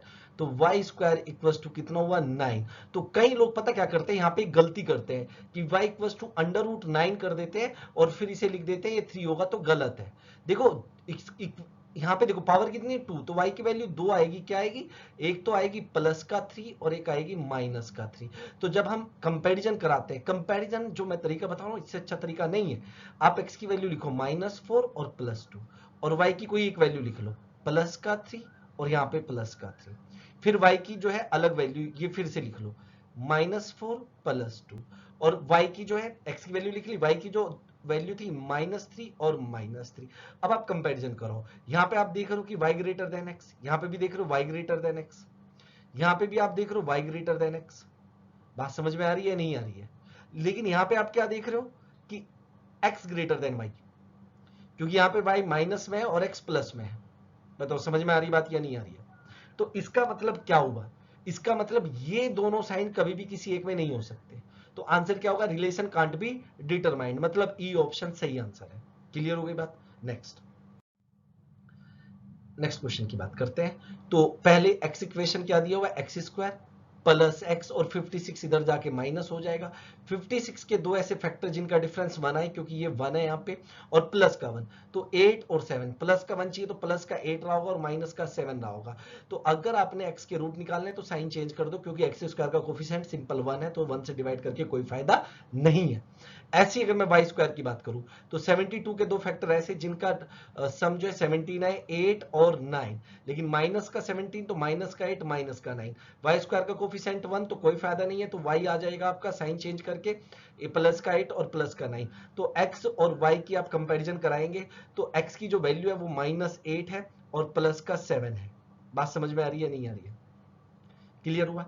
तो y की वैल्यू प्लस का 8 है, x की वैल्यू माइनस का 8 प्लस का 7, y की वैल्यू 9 और 9 है। हर कंडीशन में y बड़ा दिख रहा है आपको, तो यहां से क्वेश्चन में आंसर क्या आएगा? x लेस देन y या y ग्रेटर देन x। तो y ग्रेटर देन x मतलब फर्स्ट ऑप्शन बिल्कुल सही आंसर है। नेक्स्ट देखते हैं, चलिए तो स्टूडेंट्स आगे थी आपकी DI data interpretation 16 to 20 direction पढ़िए state the following table and answer the questions that follow. Students ये जो डीआई दी गई थी ये आपके सेबी के लेवल की दी गई थी, बहुत ज्यादा टफ डीआई नहीं दी गई थी। इसी तरह की डीआई इतने ही लेवल की डीआई आपके सेबी के एग्जाम में आएगी। अगर आपने 5 में से 4 क्वेश्चन किए यहाँ पे, अगर 5 क्वेश्चन आपकी डीआई के और 4 क्वेश्चन आप कर रहे हो और 4 मिनट में कर रहे हो तो इसका मतलब आपने ठीक किया है, वरना तो आपको इंप्रूवमेंट की बहुत जरूरत है। ठीक है, तो डीआई ध्यान से पढ़ो। आपको कॉलेजेस दिए गए हैं ए बी एंड सी। आपको इधर ईयर दिए गए हैं 95 2000 2005 2010 एंड 2015। और आपको दिया हुआ है ए में की टोटल स्टूडेंट रजिस्टर्ड और female out of those student. अब एक बात सुनो, टोटल स्टूडेंट क्या है, मेल प्लस फीमेल। अगर मैं कॉलेज ए की बात करूं तो मुझे क्या दिया हुआ है, फीमेल दिया हुआ है। अगर मुझे मेल निकालना है, मान लो मेरे पास टोटल 95 की बात कर रहा हूं, टोटल 5000 है जिसमें से 500 फीमेल है, तो 4500 मेल रहे होंगे। तो इस तरीके से हम मेल निकाल सकते हैं। 2000 में टोटल 7600 है जिसमें से 1100 मेरे पास फीमेल है, तो 6500 क्या रहे होंगे, मेल रहे होंगे। तो इस तरीके से पूरा डाटा हमने यूज करना है। क्लियर हो गई बात। पहला क्वेश्चन देखते हैं। तो इस ग्राफ का जो पहला क्वेश्चन है वो बहुत ज्यादा टफ नहीं है। पहली बात तो ये कैसे, if total students registered in 1995 from college B were 25% more than total student register in 990। एक बात सुनो, अगर मैं बी की बात हो रही है, बी की बात हो रही है 990 में, अगर देखा जाए 990 और 995 की कंपैरिजन हो रही है। अगर 990 में 100 थे तो 995 में 125 है, 25% ज्यादा। मतलब रेशियो कितना है, 4:5। किसका, टोटल स्टूडेंट्स का। किसका, टोटल स्टूडेंट्स का। अब ध्यान से सुनना, इन 990, अच्छा आगे सॉल्व करने से पहले मैं ये भी देख लेता हूं कि 1995 में टोटल स्टूडेंट्स है कितने मेरे पास, किसमें, बी में। कितने, 16000। मतलब 5 की वैल्यू कितनी है, 16000 है। बात समझ में आ रही है। तो 4 की वैल्यू कितनी हो जाएगी, अगर 5 की वैल्यू 16000 है तो 4 की वैल्यू हो जाएगी 12800। कितनी हो जाएगी, 12800। मतलब 990 में टोटल मेल प्लस फीमेल कितने दिए हुए हमें, 12800।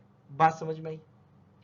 अब आगे क्या कह रहा है, in 990 there were 20% less female registered in college B than the total female registered in 1995 and 2000 together from the same college। अगर मैं 1995 और 2000 में क्या देखूं, फीमेल्स, तो आप यहां पे देखो 9 किसमें, यहां की बात हो रही है। अब अगर मैं 16000 में से 15200 माइनस कर दूंगा तो कितना आ जाएगा, 800। और 2000 की बात करें तो 12500 में से 11600 अगर मैं माइनस कर दूंगा तो मेरे पास टोटल कितना आ जाएगा, 900। बात समझ में। तो टोटल जो फीमेल है मेरे पास वो है 1700। बात समझ, 1700। लेकिन ये कब है, ये होगी मेरे पास 1995 और 2000 में।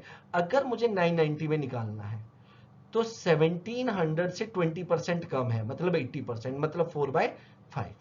कितनी है, 4/5। इसमें तो कोई दिक्कत नहीं है।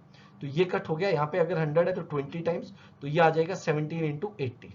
ये आपकी कैलकुलेशन के ऊपर है कि आपकी कैलकुलेशन कितनी अच्छी है। ये आ जाएगा 11360 और 1130। अगर मैं देखूं इसे, मैं अभी देखो मैं बताता हूं, 0 ये हो गया 56 और 8, हाँ 1350।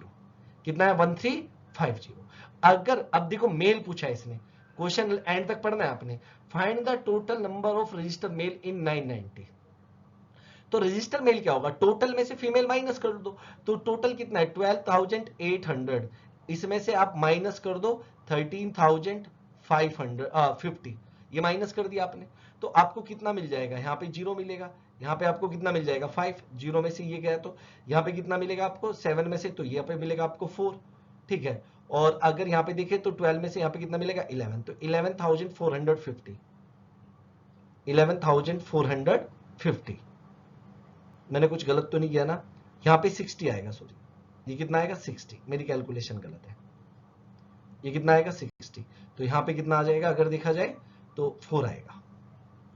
तो 11440, डी ऑप्शन सही आंसर है। नेक्स्ट देखते हैं, थोड़ा सा कैलकुलेटिव था और कुछ नहीं। नेक्स्ट नेक्स्ट क्वेश्चन क्या कह रहा है, find the ratio between total number of female registered from college C in 1995 and 2000 together। अब एक बात सुनो, C की बात हो रही है। अब अगर C के 1995 की बात करें, ये क्या दिया हुआ है हमें टोटल, और ये फीमेल दिया हुआ है, तो टोटल 1995 में फीमेल 300 है और 2000 में अगर बात करें तो 800 है।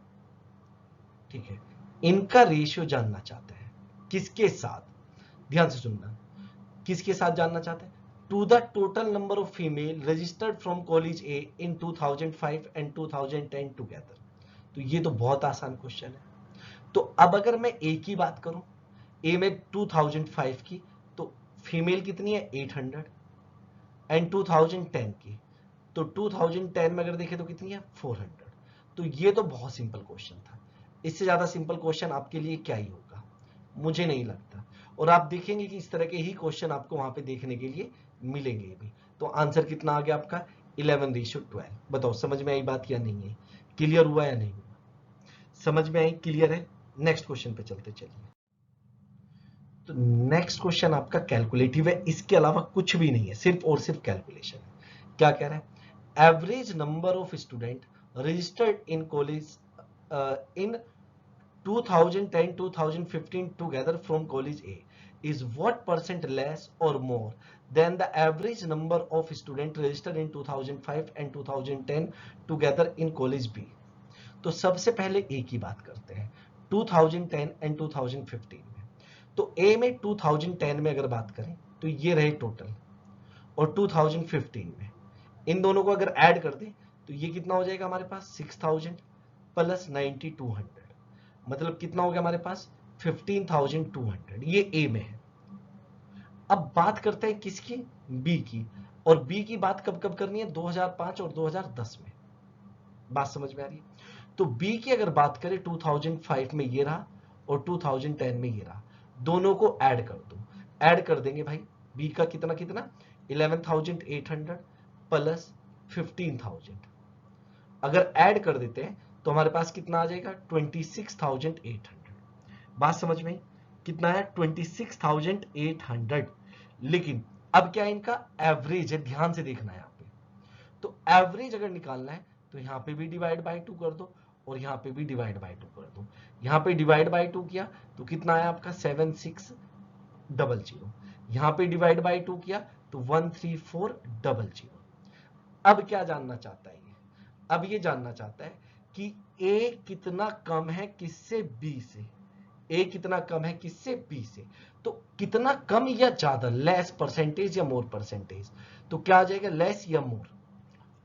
तो देखो ए कम है ना बी से, तो लेस ही आएगा। कितना ऊपर आएगा दोनों का डिफरेंस, तो यहाँ पे 00, यहाँ पे 14 में से 6 गया तो 8 और 12 में से तो 5800, किससे 13,400 इंटू क्या आ जाएगा 100।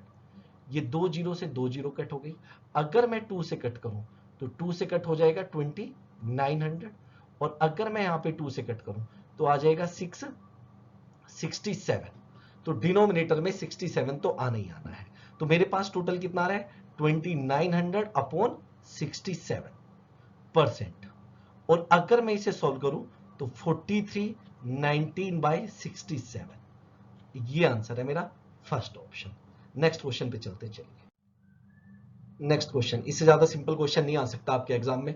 Find the difference between the total number of students registered from college C in all the given year to that of college B. तो मतलब कॉलेज सी के स्टूडेंट को आपने ऐड करना है, ये रहे, और कॉलेज बी के स्टूडेंट को आपने ऐड करना है, ये रहे। तो कॉलेज बी के स्टूडेंट को अगर ऐड करें तो 73,300 आ रहा है। बिल्कुल आप ऐड करके देख लो, बहुत सिंपल एडिशन है।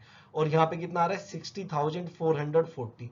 इन दोनों का डिफरेंस निकालना है, मतलब 73,300 में से आपने 60,440 माइनस करना है, जो कि आपके पास कितना आ जाएगा, एंड में 60 आएगा, और यही आंसर है, ये रहा यहाँ पे। तो 12,860 इज द राइट आंसर। बहुत सिंपल क्वेश्चन था, इससे ज्यादा सिंपल क्वेश्चन क्या ही हो सकता है, बताओ। सिंपल कैलकुलेशन है, इसके अलावा तो कुछ भी नहीं है इस क्वेश्चन में।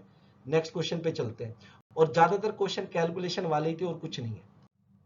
Next question, total female registered from college B in 2015 are what percent what percent पूछा है of the total female registered from the same college in 2010।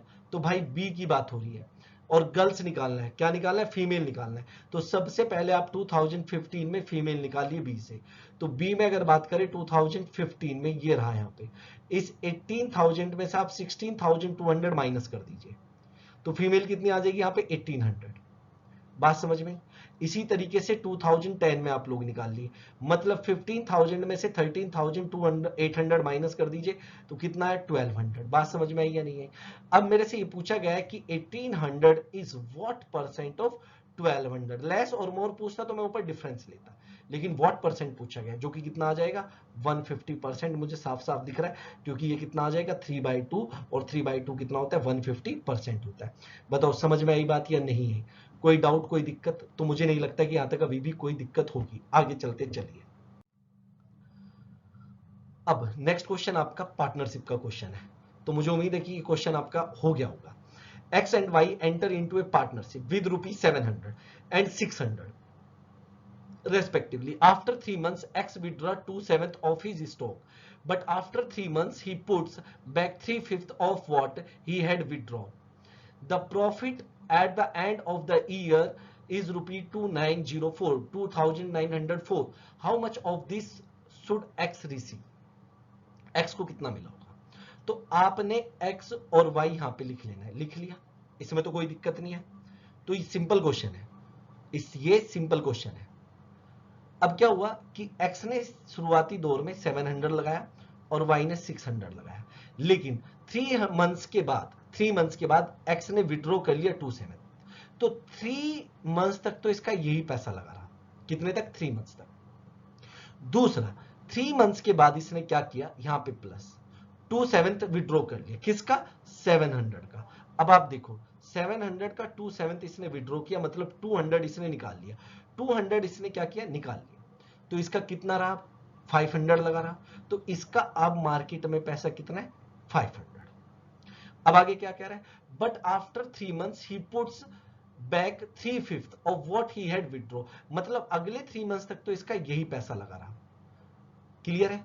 लेकिन इसके बाद इसने क्या किया कि जितना इसने निकाला था 200 इसने विड्रॉ किया था, इसका 3/5 मतलब 120 रुपीज इसने और लगा दिया। 120 रुपीज इसने क्या किया, और लगा दिया। तो 120 रुपीज लगाने का मतलब कितना हुआ इसका, कि अब मार्केट में इसका पैसा कितना रह गया, 120 लगाया तो 620। बात हुई है 1 साल की, तो ये 3 मंथ हो चुका है, 3 मंथ मतलब 6 मंथ हो चुका है। तो ये जो पैसा है ये लगा रहा होगा उसका 6 मंथ के लिए। बताओ समझ में आई बात या नहीं है। क्लियर हुआ? और इसका ये जो पैसा है ये लगा रहा होगा पूरा 12 मंथ्स के लिए, क्योंकि वाई ने कुछ नहीं किया, ना पैसा निकाला ना डाला। अब आप इसे इजीली सॉल्व कर सकते हैं। ये कितना रहा आपका 2100 प्लस 1500, और प्लस अगर यहां पे करें तो 0 to 36, ये आया आपका। और ये आपका आ जाएगा इसके साथ। आप इसे ऐसे लिखा रहने दो 600 इंटू 12। अगर मैं यहां पे ऐड कर लूं, अगर मैं इसे ऐड करूं तो कितना आ जाएगा भाई, ऐड करें तो ये आपका आ रहा है 3600 प्लस 3720, तो 0 2 3 और यहां पे आ जाएगा 7। तो कितना आया आपका, ये आया। और इसका रेशियो 600 और 12 के साथ निकालना है, तो आप इसे इजीली कट कर सकते हैं। सॉरी, यहां पे मल्टीप्लीकेशन है, तो 0 से 0 कट हो गया, 12 से कट करें, 12 से कट किया तो ये 6 टाइम गया, 61 टाइम चला गया। तो रेशियो आपका बन रहा है 61 और 60। तो जो प्रॉफिट बटेगा वो किस रेशियो में बटेगा, 61 और 60 के रेशियो में बटेगा। लेकिन किसका, एक्स का निकालना है मैंने किसका निकालना है, एक्स का। तो एक्स को कितना मिल रहा है, एक्स को मिल रहा है 61, कितने में से, टोटल आपका कितना हुआ 121, और इनटू कितना हो जाएगा 2904।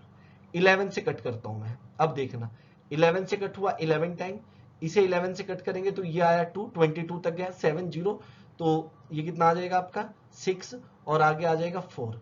फिर आप इसे 11 से कट कर दो तो कितना हुआ 24। तो आपका जो आंसर आएगा वो आएगा 61 इंटू 24, और 61 इंटू 24 आपका होता है 1464। तो आंसर आपका ये रहा। तो बहुत सिंपल सा क्वेश्चन था, कुछ भी नहीं, जैसे जैसे इसने कहा मैं लिखता चला गया, मेरा आंसर आ गया। बताओ समझ में आई बात या नहीं है। नेक्स्ट क्वेश्चन पे चलते चलिए।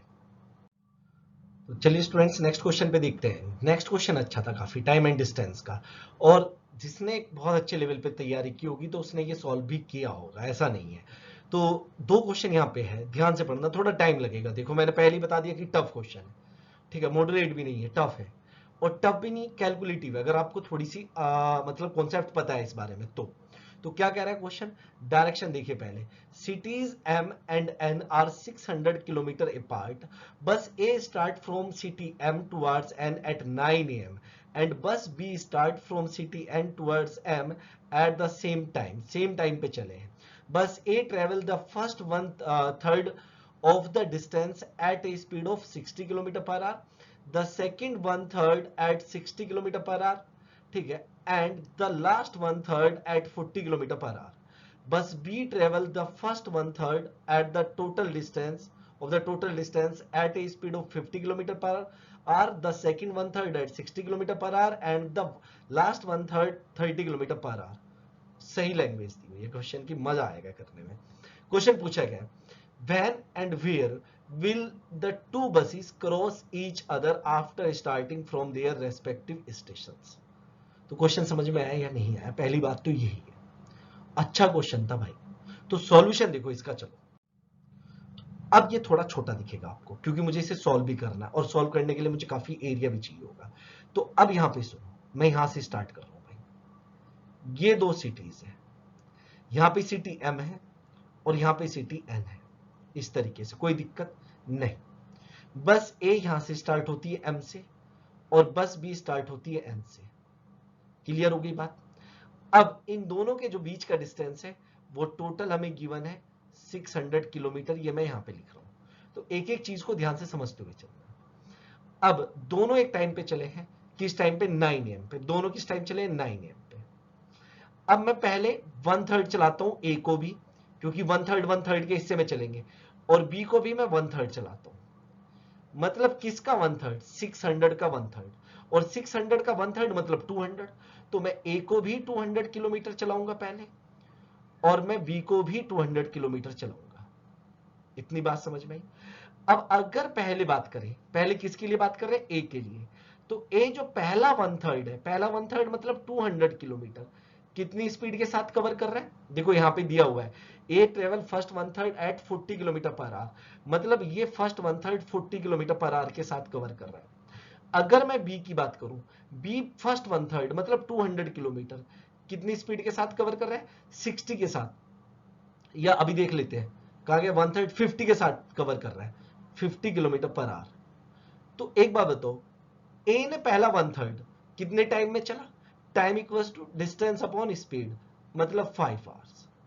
बात समझना ध्यान से। लेकिन बी को उतना ही डिस्टेंस कवर करने में कितना टाइम लगा, 4 आवर। इतनी बात समझ में? कैसे पता चला, डिस्टेंस अपॉन स्पीड। इतनी बात समझ में आ रही है? कहने का मतलब ये है, अब यहां पे एक एक चीज ध्यान से समझना, ए यहां से यहां तक पहुंचने में कितना टाइम ले रहा है, 5 आवर ले रहा है, और बी यहां से यहां पहुंचने में कितना टाइम ले रहा है, 4 आवर ले रहा है। बात समझ में? अब ध्यान से देखना, अब ये जो डिस्टेंस बची हुई है, ये कितनी बची, 200 किलोमीटर। बात समझ में? अब रिलेटिव स्पीड कब लग सकता है, जब टाइम सेम हो। रिलेटिव स्पीड कब लगेगा, जब टाइम सेम हो। भाई देखो, अब ये ए इस तरफ जा रही है और बी इस तरफ जा रही है, ऐसे। बात समझ में आ रही है, नहीं आ रही? लेकिन ए ने अभी तक 5 आवर्स का डिस्टेंस कवर किया है, मतलब कहने का ये है, अब ध्यान से सुनना, देखो बहुत मजे की बात बता रहा हूं, ये दोनों ट्रेन 9 AM पे चले हैं या नहीं, ये भी 9 AM पे दिया हुआ है, मतलब इस पॉइंट पे, इस पॉइंट पे और इस पॉइंट पे ये पहुंचे। लेकिन इस पॉइंट पे पहुंचा, एक कब पहुंचा, 9 बजे के बाद, 5 घंटे लगे इसे, मतलब 2 PM पे। और बी को यहां पहुंचने में 9 बजे के बाद 4 घंटे लगे, मतलब 1 PM पे। ठीक है, तो अब क्वेश्चन क्या बना, अब ध्यान से सुनना। अब क्वेश्चन ये बनता है कि एक पॉइंट सी है, ये पॉइंट डी है, इन दोनों के बीच का डिस्टेंस 200 किलोमीटर है। एक बंदा चल रहा है किस टाइम पे, यहां पे देखता हूं मैं 2 PM पे, और दूसरा इस तरफ, और दूसरा इसकी तरफ ही चला किस टाइम, 1 PM पे। तो बताओ दोनों किस टाइम मिलेंगे, तो हमें बताना है दोनों किस टाइम मिलेंगे। अब सुनो, दोनों किस टाइम मिलेंगे, टाइम सेम नहीं है पहली बात तो, एक 2 पीएम पे चला, एक 1 पीएम पे, मतलब इसे 1 आवर और चलाना पड़ेगा। अगर ये 1 आवर और इधर चलेगा, 1 आवर और इधर चलेगा, 1 आवर चलने का मतलब कौन चला 1 आवर? बी। और बी जो अगला 1/3 है, भाई देखो बी के लिए फर्स्ट 1/3 यहां पे खत्म हो चुका है, अगला 1/3 शुरू हो चुका है, और बी अगला 1/3 जो है 60 किलोमीटर पर आवर की स्पीड से चलता है।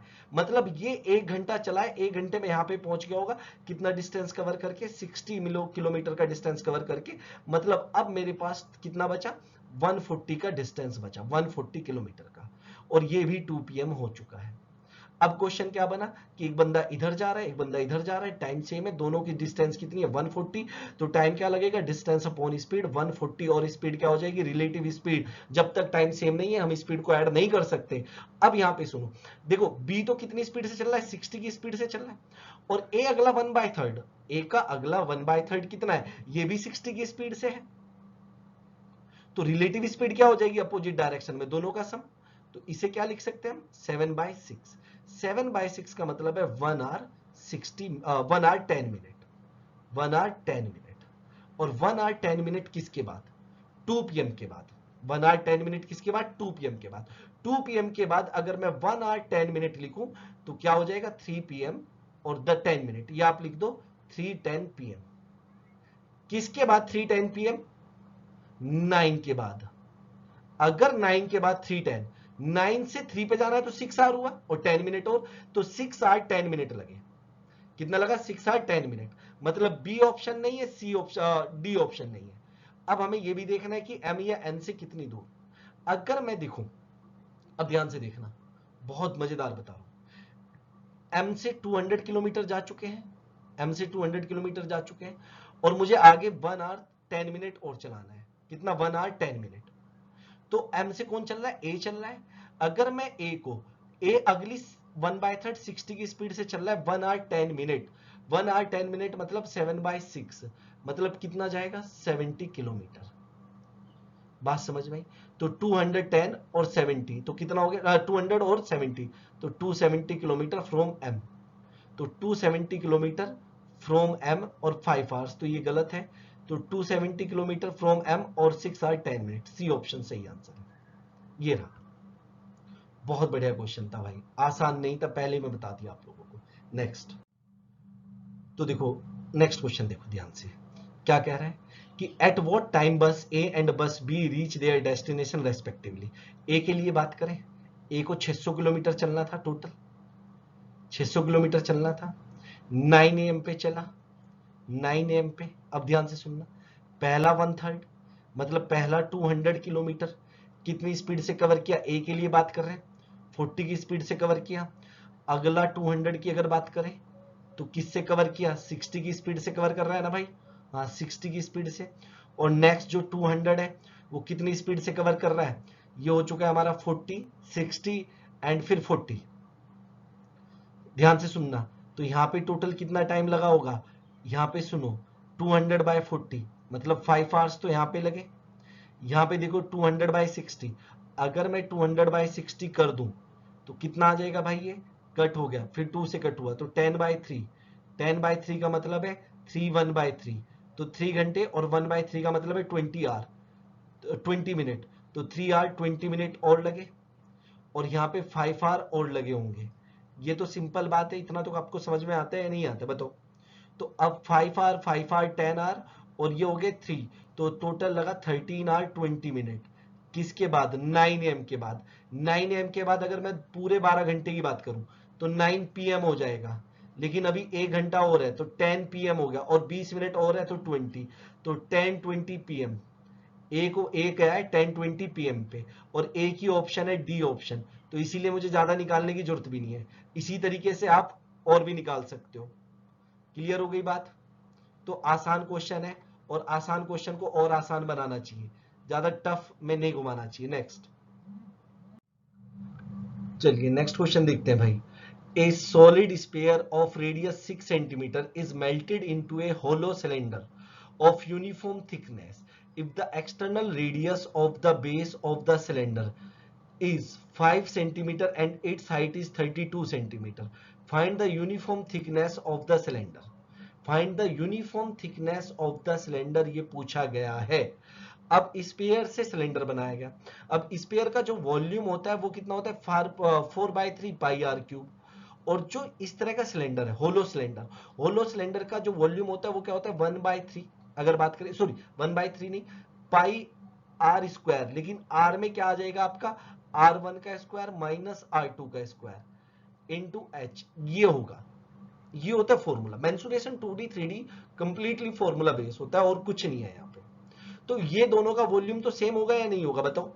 तो दोनों का वॉल्यूम सेम होगा, मतलब 4/3 पाई आर क्यूब, मतलब 6 का क्यूब, भाई यहाँ पे तो 6 है ना स्पेयर की volume, equals to pi R1 कितना दिया हुआ है 5 सेंटीमीटर, मतलब 5 का स्क्वायर माइनस एक्स स्क्वायर, ये पूछा है, इंटू एच कितना दिया है 32। तो पाई से पाई कट हो गया, ये 8 टाइम्स कट हो गया। अगर यहां पे मैं बात करूं भाई 6 क्यूब मतलब कितना होता है 6 इंटू 6 इंटू 6, इसमें तो कोई दिक्कत नहीं है। या मैं इसे ऐसे लिख ही लेता हूं 1/3, या एक बार कट कर देते कोई दिक्कत नहीं है, एक 6 कट हो जाएगा, 1/3 इंटू 6 इंटू 6 इंटू 6, ऐसे मैंने लिख लिया। और ये आ गया मेरा 25 माइनस एक्स स्क्वायर इंटू 8, ये कट हो गया 2 टाइम्स, 2 से 8 कट हुआ 4 टाइम्स, फिर ये कट हुआ 2 से 3 टाइम्स, और ये 2 टाइम्स, और ये कट हो गया यहाँ पे 3 टाइम्स। तो 3 इंटू 3 कितना हुआ 9 equals to 25 minus X square, यही हुआ। तो एक्स स्क्वायर इक्वल्स टू कितना आ गया 16, जहां से एक्स की वैल्यू प्लस माइनस 4 आएगी, लेकिन माइनस में कुछ हो नहीं सकता, इसीलिए यहाँ पे कितना आ गया ये 4 आ गया। लेकिन टोटल मुझे थिकनेस पूछा है, ये टोटल थिकनेस है भाई, बात समझ में क्लियर हुआ है नहीं? तो थिकनेस क्या होता है R1, ये मतलब जो हमारा है कितना 5 माइनस 4, ये थिकनेस है, कितना आ गया 1। तो 1 centimetre is the right answer. Thickness पूछिए ना, थिकनेस क्या होगा कि बाहर वाली रेडियस से अंदर वाली रेडियस माइनस कर दो, तो ये थिकनेस होती है। बात समझ में आई या नहीं है? क्लियर। नेक्स्ट। तो नेक्स्ट क्वेश्चन क्या है, ये यहां पे सारा स्क्वायर है, ये सब कुछ स्क्वायर में है।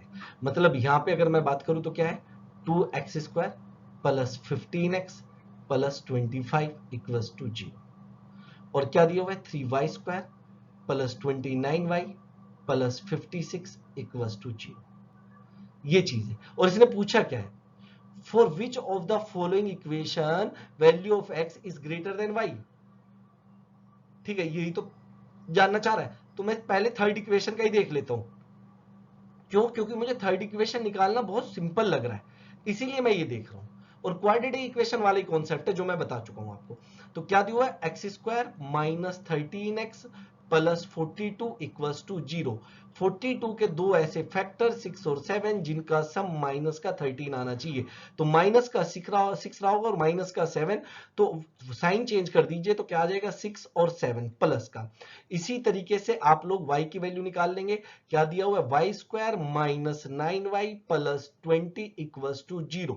तो यहाँ पे 20 के दो ऐसे फैक्टर जिनका सम 9 आए, 4 एंड 5, लेकिन माइनस का 9 आना चाहिए, तो माइनस का 4 और माइनस का 5, साइन आप चेंज कर देंगे तो प्लस का 4 और प्लस का 5 आ जाएगा।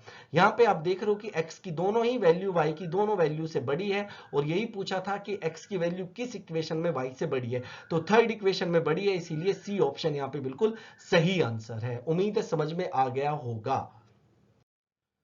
तो स्टूडेंट्स ये था पूरे टेस्ट का सॉल्यूशन। मुझे उम्मीद है कि आप लोगों को समझ में आया होगा और कॉन्फिडेंस भी आपका बढ़ा होगा। जो हम लोग बैच चला रहे हैं उस समय बहुत सही सही चीजें आप लोगों को पढ़ाने वाले हैं।